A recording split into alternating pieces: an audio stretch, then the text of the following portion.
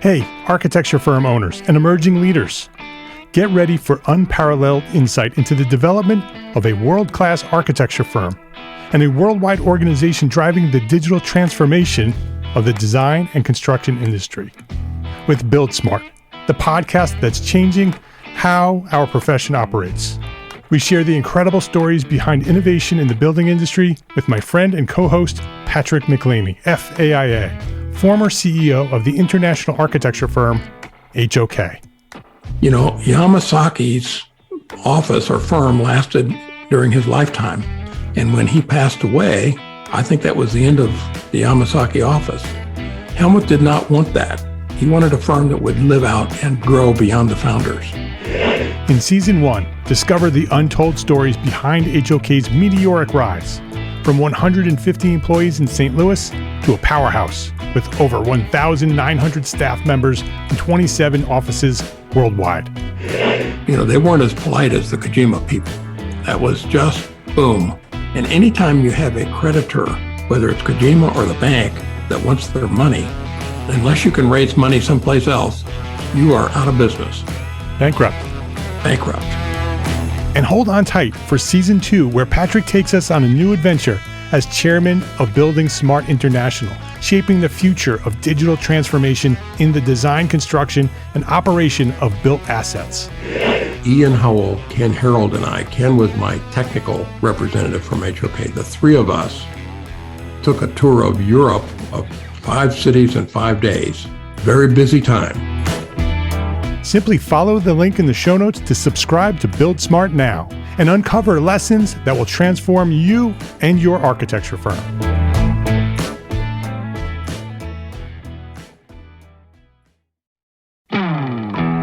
Hey, architecture firm owners and emerging leaders. Get ready for unparalleled insight into the development of a world-class architecture firm and a worldwide organization driving the digital transformation of the design and construction industry. With Build Smart, the podcast that's changing how our profession operates. We share the incredible stories behind innovation in the building industry with my friend and co-host, Patrick McLeamy, FAIA, former CEO of the international architecture firm, HOK. You know, Yamasaki's office or firm lasted during his lifetime. And when he passed away, I think that was the end of the Yamasaki office. Helmut did not want that. He wanted a firm that would live out and grow beyond the founders. In Season 1, discover the untold stories behind HOK's meteoric rise, from 150 employees in St. Louis to a powerhouse with over 1,900 staff members and 27 offices worldwide. You know, they weren't as polite as the Kojima people. That was just boom. And anytime you have a creditor, whether it's Kojima or the bank, that wants their money, unless you can raise money someplace else, you are out of business. Bankrupt. And hold on tight for Season 2, where Patrick takes us on a new adventure as chairman of Building Smart International, shaping the future of digital transformation in the design, construction, and operation of built assets. Ian Howell, Ken Harold, and I, Ken was my technical representative from HOK. The three of us took a tour of Europe of 5 cities in 5 days. Very busy time. Simply follow the link in the show notes to subscribe to Build Smart now and uncover lessons that will transform you and your architecture firm.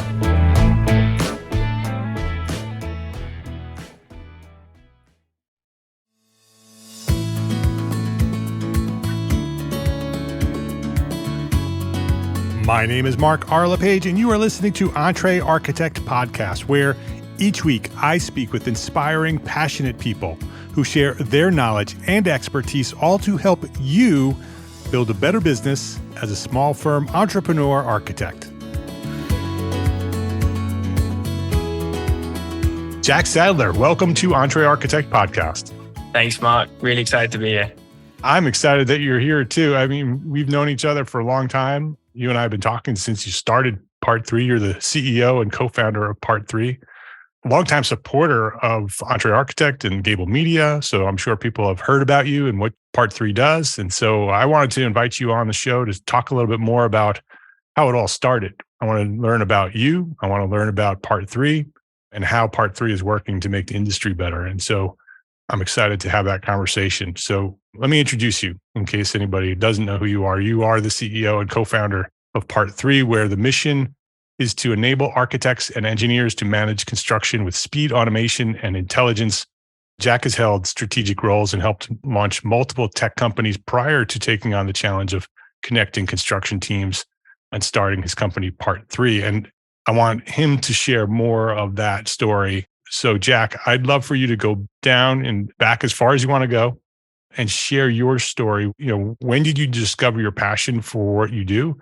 And maybe even who or what inspired you to get started? Yeah, that's a good one. I feel like my story is probably similar to other entrepreneurs, where it's a series of events that just kind of accidentally lead you into a path you didn't know you wanted to pursue. Yeah. When I was young, I wanted to be a vet. I wanted to help animals. I wanted to go into medicine. I had zero other ambition or even any other knowledge that there were other jobs out there. That's all I wanted to do. How early did you decide that you wanted to be a vet? Like 10 years old. Yeah. Like way too early. Yeah. And then just ran with it and then convinced myself that's what I was going to be. And then it didn't take too long before I realized vets are supposed to get straight A's, and that was really not in the cards for me. And when did you discover that? Also pretty early on, I guess. Yeah. So sort of when you get to end of high school, start of university, it was pretty clear that this was not the path that meant for me. So I started looking at what else can I do? And the only thing I was good at the time was math. So I went to university for math thinking, hey, I can get into something to do with finance or economics. That's fun. That probably pays well. That'll be a good career path. And then quickly, studied economics, studied math, enjoyed parts of it, but really quickly found out that I was also not meant to be in finance. Got a job in investment banking, hated wearing a suit and a tie and being smart. Anyone who was in Austin for the event last year will know I was walking around in a t-shirt the whole time and refused to do anything remotely smart and formal. So investment banking wasn't for me either. So then I took a job in tech, a bank, because it felt like the only way to sort of make a change that was within reach at the time.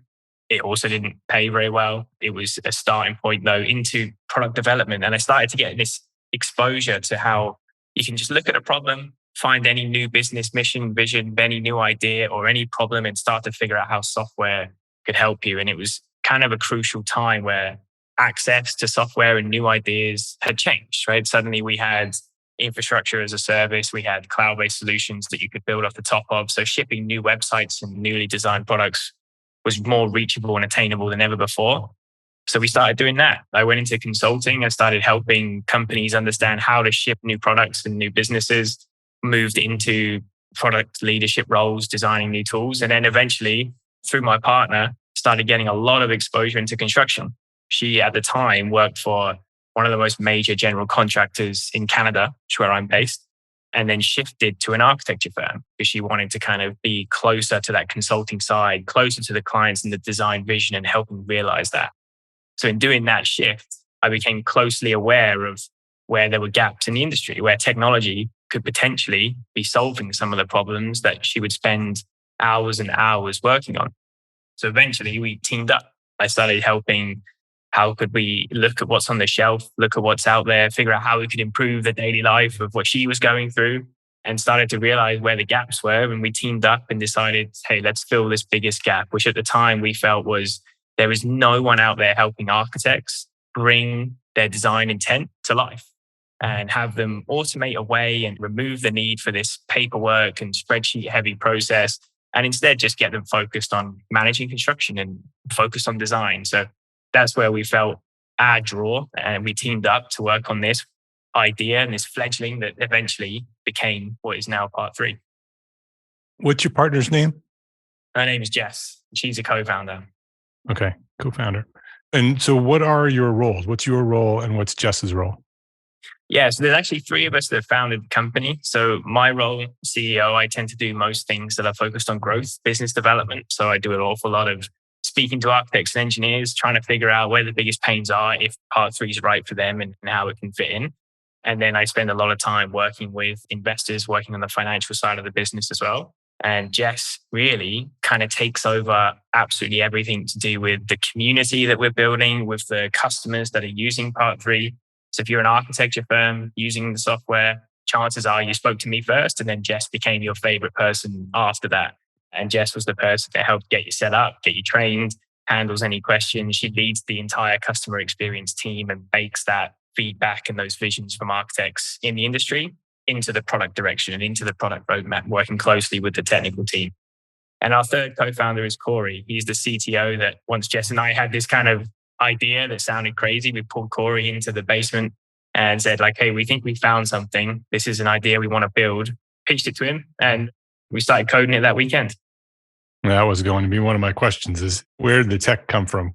Because it sounded from your story that you weren't tech-based.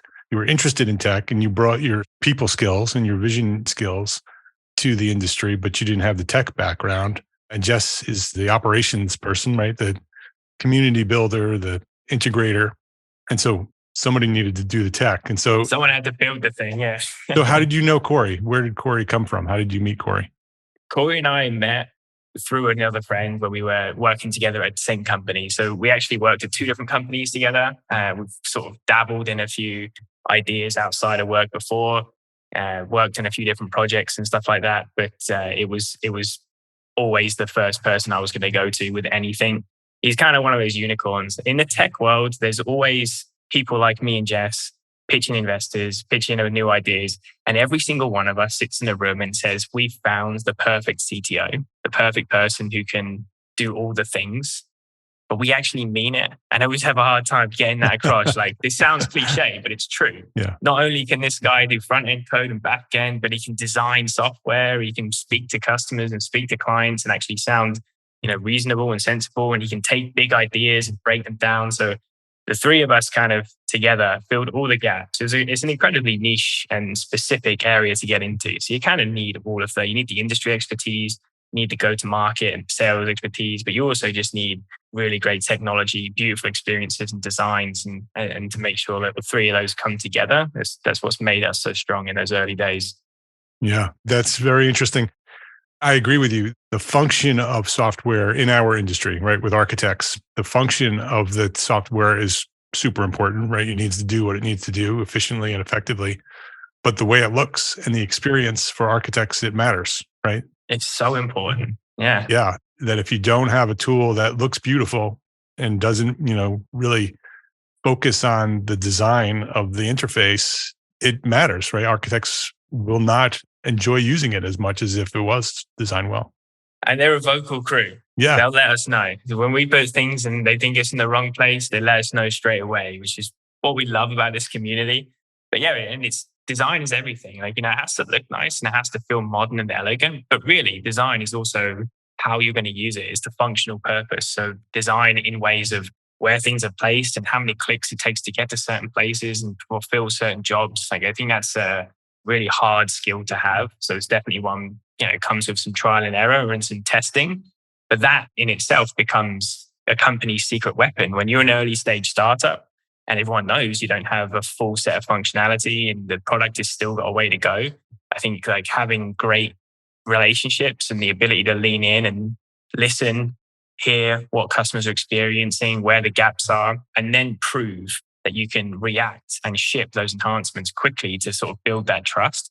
That's been our secret weapon in the early days. And I know there's other startups that will claim that story too, but it's an incredible talent to have. And it's, I think, the strength of building in this world as well is architects, engineers, they're kind of naturally interested in this. Mm. So they really do lean in and they provide that feedback and they want to work with us. So it's become a secret weapon that we've sort of adopted and used as many times as we can. Let's dive into what part 3 is and how it works. And then I want to go back to the beginning and sort of talk about how you got to what it does, right? How you got to the tool that you've developed. So talk about what part 3 is and how it helps architects. Its mission is really quite simple. It's intelligent construction administration software. And the entire purpose is construction administration, contract administration. It's just incredibly arduous. It's time consuming. It's pulling architects away from their natural skill set. Like, I spoke recently at an AIA event and I sort of alluded to how I got to know this process. And as I got to know these end users in construction admin, that in any given day, an architect goes from being a designer to a project manager to a construction manager to a psychologist to an accountant and then to a lawyer and then back again in the same day. And I think that's way too many hats to wear. So there's software like ours can help remove some of that paperwork, remove the burden of the accounting, the legal, remove the burden of things that are not core to design and construction. If we can do that, we can free them up to spend time where it matters. So intelligent construction administration is all about simplifying and automating away the administrative burden, the pieces that should not be a time suck like they are today. And if we can do that, we can start to facilitate better collaboration between the consultants. We can mobilize teams faster and we can just keep the pace of construction moving way quicker. So that's kind of the goal and the ethos of where this is headed. Can you sort of walk me through a typical architect using the software on a daily basis? Like what type of architect is your target market, and sort of walk through, a day in the life of using part 3? Typically working with folks of all sizes. So we'll reach out to architecture firms that could be anywhere from the solar practitioner. We work with a firm that's one person up in the Yukon, designing schools and fire stations up Yukon and Eastern Alaska. But we also work with public companies with thousands of employees building huge infrastructure improvements and enhancements across multiple cities. So we've got the full spectrum, but the sweet spot is usually in that small to mid-sized firm, 5 employees to 100 employees. And the role really is, everything from responding to submittals and RFIs as quickly as possible, and in understanding the data behind that to improve and get faster. It's issuing changes and instructions, removing the burden of Excel logs, of AIA documents and things that sort of pull you into Microsoft Word, helping you get to site more often. So being able to create a based app that can go to site, function offline, and let you take site reports that you distribute before you get in the car versus having to do it that night or 3 days later when you're back at site, or hand over carbon copy paper. So we want to replace all that. And then helping these firms understand from all this activity, from all this behavior, where are the bottlenecks? What are you doing well? What could be improved? Where do you have room to improve for the next project? And how can you start to differentiate yourselves on these services? So I think that gets lost as well. Construction administration is kind of viewed as this loss leader. It's this necessity, this process you have to go through, but you don't make any money off of it. And we want to change that. We want to help you make profit, help you reduce the cost and increase your margins. And in turn, show how effective you are, show how performant your teams are so that you can start to differentiate your services through the construction process as well. When you say intelligent construction administration, what does that word mean from your point of view? How is it intelligent? And this word is evolving, right? I think in the last couple of months, the word intelligence means so much to so many people, whereas maybe had a totally different meaning just a few months ago.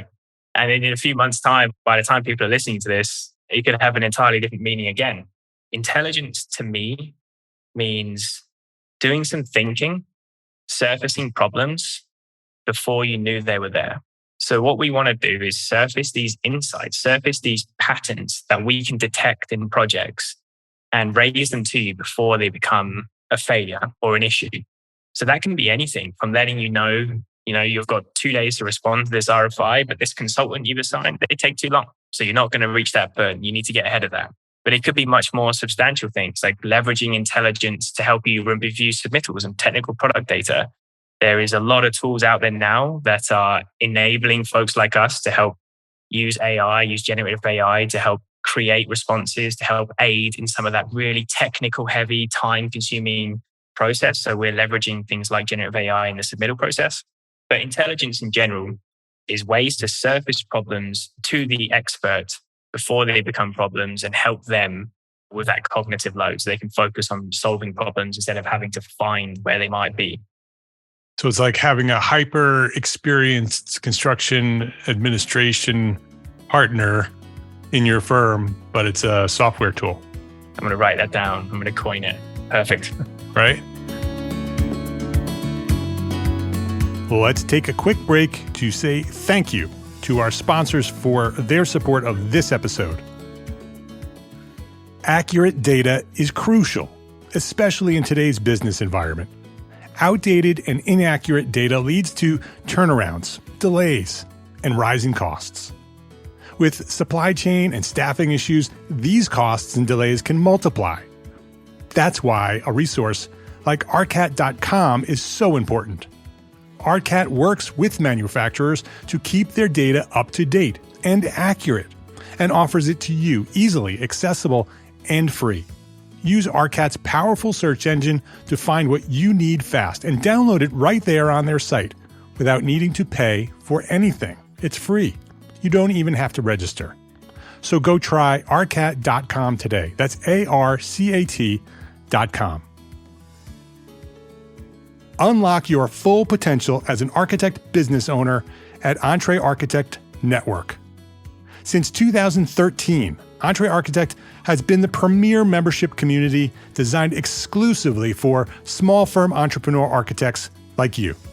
Join a vibrant community of like-minded professionals and gain access to a wealth of resources, mentorship, and support.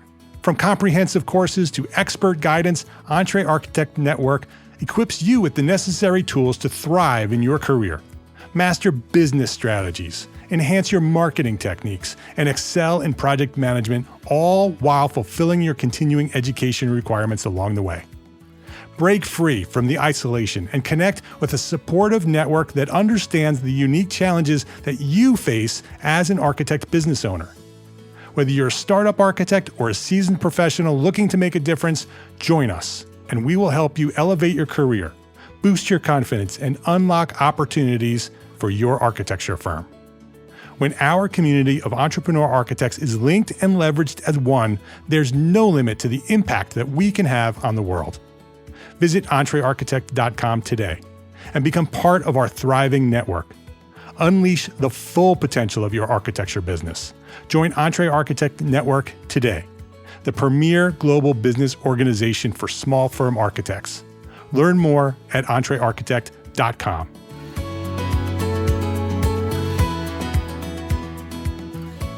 So that's interesting. That's very interesting. And if anybody wants to go, I think you can get a demo, right? Go to part3.io and have a demo. Yep, absolutely. There's videos online. You can reach out to us and we can set up a quick call, or you can download some videos and take a look for yourself. Okay. So if anybody wants to see how it works and what it looks like, it's part3, the number 3. So PART, the number 3.io. You can learn more about it. Jack, I want to also talk about how you got to where you are now, right? In terms of the technology. You've picked a very specific part of the process and you've developed the software in a very specific way to help. So can we go back to making that decision, you and Jess having those conversations, trying to figure out where can we help, right? Because you decided, okay, we're going to focus on the construction industry, going to focus on architects. What part of the process can we do? How did you get to construction administration? I mean, like anything, you start where you know best. And we started there because Jess's background is absolutely, her expertise lie in construction. That's where she spent her entire time, her entire career. So it was the part of the process we knew best. As we started to look into it, though, the problem became more appealing to us because we started to realize, it started to look like a spreadsheet problem, a time management problem, and there's always value in solving for things like that. But when we started to realize that beneath the spreadsheet, there were, issues with teams collaborating with others. There were issues with people not being able to generate value and people not being able to even bill for their time properly through risk of running out of hours and things like that. So it became a really fundamental business challenge that we wanted to take on. We looked at other areas. We knew that design is probably the most solved area. There's going to be more and more innovation in design, but it's probably the most competitive space to end up in. And it's the best served in terms of technology right now. And there's a few tools out there that are helping with things like CDs. So this felt like the biggest gap in the industry, the best use of our experience and our expertise, and something that we could start with right away because we had a few, not many, but some connections, some friends, some folks that were willing to look at prototypes, validate ideas, tell us what was crap, tell us what was great, and help refine those initial ideas. How did the process work? Once you decided, okay, this is where we wanted to focus technically, like how did you start the process, right? You didn't have any money. You didn't have a lot of money, right? You probably had something to start it with. So how did that work? Yeah, we did not have a lot of money. So we started this with full-time jobs. Me, Jess, and Corey there was the famous meeting in the basement where we got sticky notes out. We started to break down the problem. We went through a design thinking exercise where you start to craft like potential solutions. How might we solve this? How might we enable this? And go through that. And then after a 2-day workshop, we had a whole bunch of whiteboards fully sketched out, a whole bunch of prototypes drawn on sticky notes and pieces of paper. And Corey went that weekend and drew a prototype in Figma in a design tool. That prototype went through many iterations and improvements, all outside of our day job. We all had full-time day jobs at the time. And we started showing it to everyone that would listen to us. We started getting architects to take a look, click around with prototypes, tell us what they thought. And eventually, one of those architects felt like we were onto something enough to give us a tiny amount of money and actually use it. And they told us, all the things that they loved about it and all the things we needed to improve. But that partner became a critical step to us. So now I'm in sort of end of 2020. We found that early architecture firm to start using it. They spent a few months refining it with us. Start of 2021, we felt like this had kind of hit an MVP state and we could go out there and start finding other architects that might want to use it. And then things sort of took off a little bit from there. But that was the starting process. It was going through prototypes, talking to everyone and anyone who would give us feedback and just refining it, staying connected to the community. I love that you started it with paper. Yeah. They went into the basement and it's sticky notes and whiteboards, magic markers and coffee. That's it. Yeah. You won't find a single piece of paper or pen in my office. But the second we get into ideation like that, it's the best way to do it. We're drawing on the walls. We're drawing on everything. Yeah, I love that.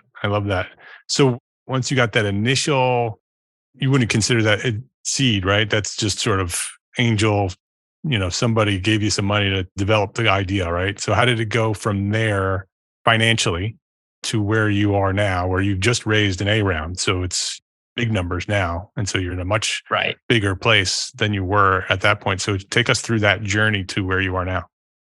Right. We're not quite at A round, but we did just raise our second round, which we're classifying as a seed round. But got it. Okay. So what happened was once we're in 2021, we got our first couple of customers. There's still not a penny in the business. The only money that's coming in is from those 2 architecture firms who paid us a very small amount just to use the prototype. And still working jobs in order to pay your bills. Still working jobs. And then early 2021, Corey and I decided it was worth taking a risk. We had feedback from now 2 or 3 customers that we should take the plunge. So we both quit our day jobs. Corey went first. He took the leap first because we had to build a few more things. And I went second so we could start going out there and talking to more architects. And we spent 2020 earning zero money. At that point, we'd given up our salaries. We couldn't draw from the business. So we spent 2020, 2.5 of us, because Jess still had to work a full-time job as well at her architecture firm. And we spent that year bringing in the first few architects. We got to about 10 architecture firms in 2021, and including one very major public company, which gave us the ability to go out and try and get a pre-seed round. Mm-hmm. So that was the moment. It was March of 2022 that we closed. So we went through the process. We started pitching to investors. We started reaching out to advisors and network, presenting what we had, talking about the mission, the vision, where we wanted to take this. And that's a draining process. It took me a couple of months to kind of figure out how to speak to VCs and how to speak that language. But once you get the hang of it, I think it becomes fairly repetitive. Get into the swing of things. And we got that first lead investor in January 2022. The rest of the round started to come together, and we ended up closing a pre-seed round of about $500,000, which we could turn into those first hires and that first go-to-market, that first product development to sort of add the finesse and add all the pieces we were missing so far. But that process was tough in its own. We definitely went through some ups and downs. I remember specifically one of the last days, we needed about $200,000 to sort of close the round and be done. And I had a day scheduled after going through several rounds of pitching this network of angel investors. And typical that the day of the big pitch, 100 angels, definitely going to get the money. We went into labor with our second child. Oh boy. So needless to say, I couldn't make the pitch. I ran downstairs. I made a quick 8-minute video, apologized, recorded my pitch, sent it in my place. And luckily, we got enough interest from that later on we were able to go through a due diligence round, and we ended up securing more than the money we needed. We were oversubscribed at that point, which was great. So We locked in a pre-seed round. We hired our first people. So we went from a team of 3 part-timers to a team of 8. And then that got us through another year. And in that time, don't forget, then all of a sudden, this thing called a recession hit. All of a sudden, there was the VC pullback, which is a term I'd never heard. And now I'm sick of hearing it.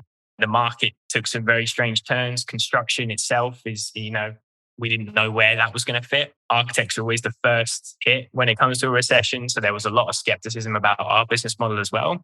But we just kept hitting our own metrics. We kept hitting targets. We kept hitting numbers. We kept beating numbers, beating targets. So come 2022, we said, you know what? Let's forget about the market. This is the right time for us to grow. We have all these indicators. We have reviews from customers asking us if they can come and work for us. We have all this great feedback. Let's build a team. Let's make sure we can hit the vision and the mission we want to do. So we wanted to go out there and raise a larger seed round, scale and build the team, build the product out, build a community behind it. And that's where we are. So it started earlier this year. It took us about sort of 6 to 8 weeks to find a lead investor.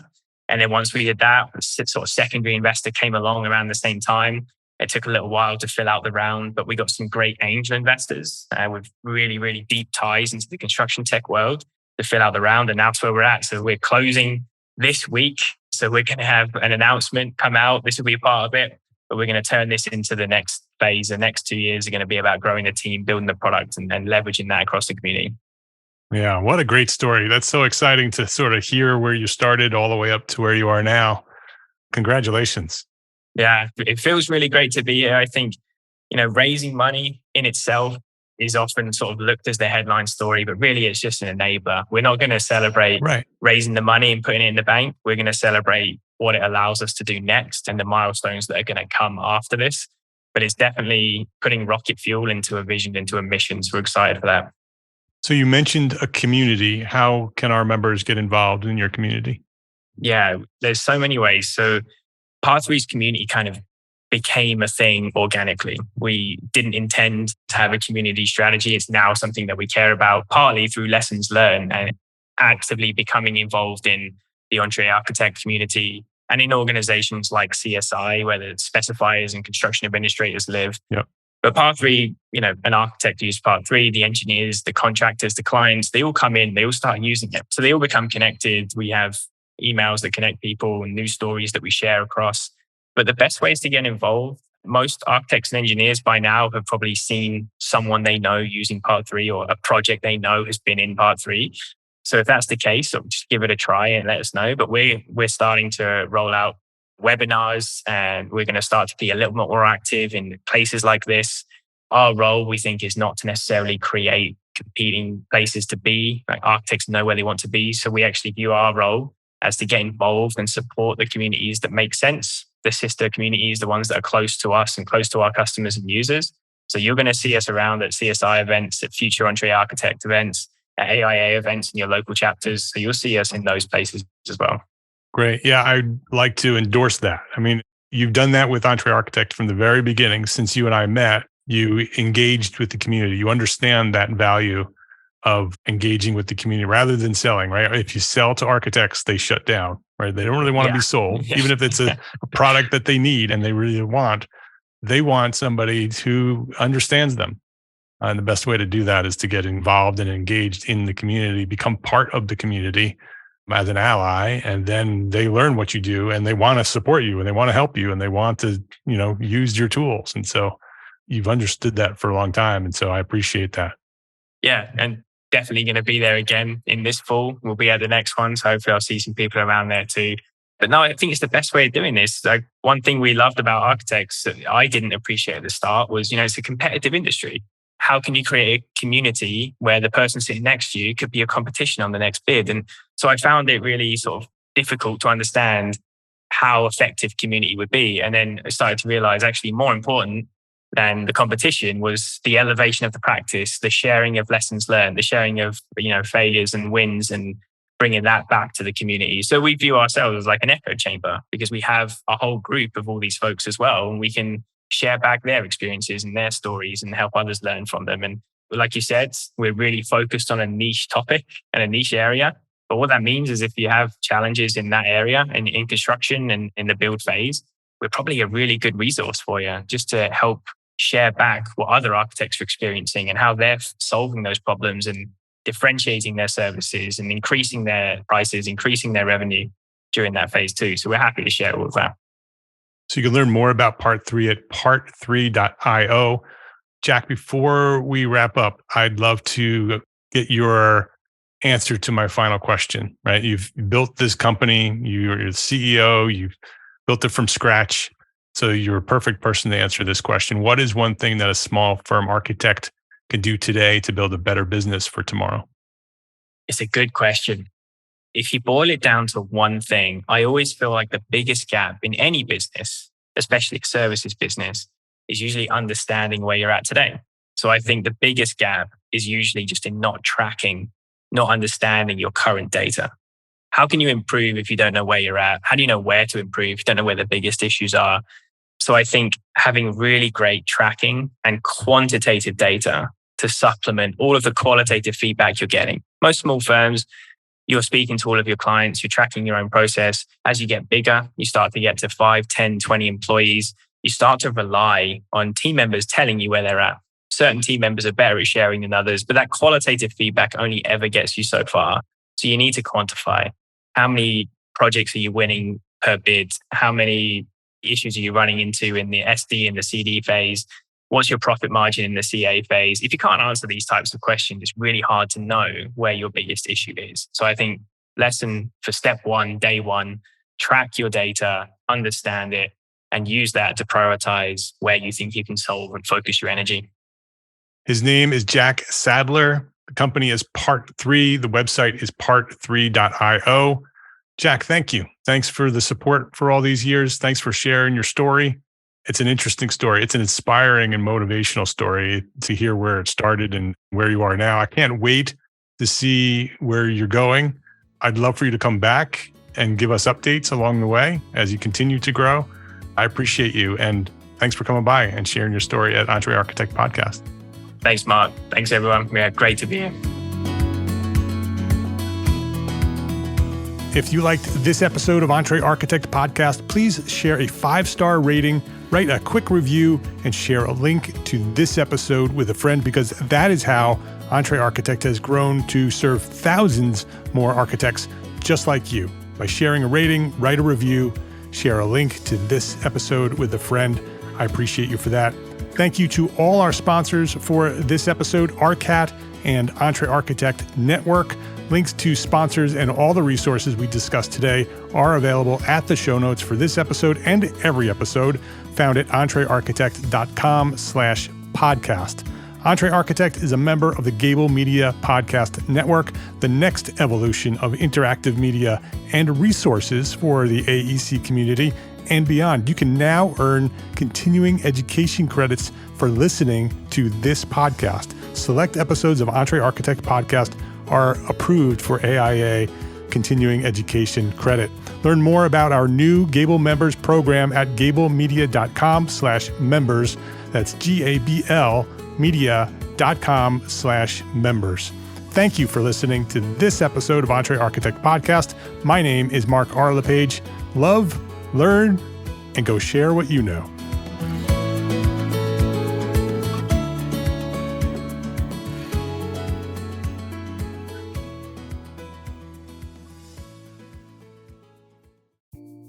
Imagine earning continuing education credits while doing exactly what you're doing right now. Well, you can. Gable Media has revolutionized the way you earn your continuing education credits with a groundbreaking approach. Forget running around town and scouring the internet for credit-worthy courses. Fulfill your CE requirements effortlessly by listening to engaging podcasts just like the one you're listening to now. Our podcasts are designed to educate, entertain, and inspire, all in a user-friendly environment. But wait, there's more. Architects, Gable Media is also approved as an AIA continuing education services provider. Upon completion, we handle everything, from reporting your hours directly to the AIA to storing your certificates in your personal Gable Media profile for your self-reporting needs. So follow the link in the show notes and start earning your credits in the most innovative and entertaining way possible with Gable Media.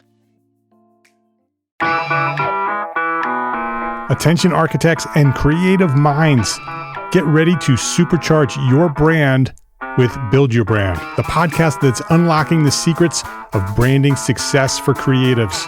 Hey there, it's Mark Arlepage, founder of EntreArchitect, and I'm inviting you to join my friend, architect marketing expert Jeff Eccles at Build Your Brand podcast, where he explores the captivating stories of the world's top brands and transforms their lessons into powerful moves for small firm architects and creatives like you. In Season 1, Jeff shares the thrilling tale of Southwest Airlines, where he dissects their journey to the summit and distills it into strategies tailor-made for you. It's important to keep in mind that companies like Southwest compete in the real world, just like you, and face real-world challenges, just like you. You might be surprised at how similar those challenges are to the struggles that you grapple with on a day-to-day basis. Don't miss out on your blueprint for success. Subscribe, tune in, and let's build your brand together.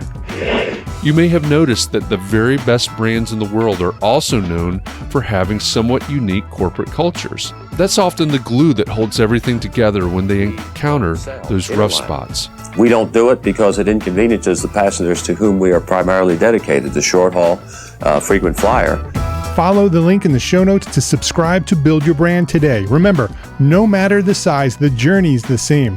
Your brand's journey to the top starts here.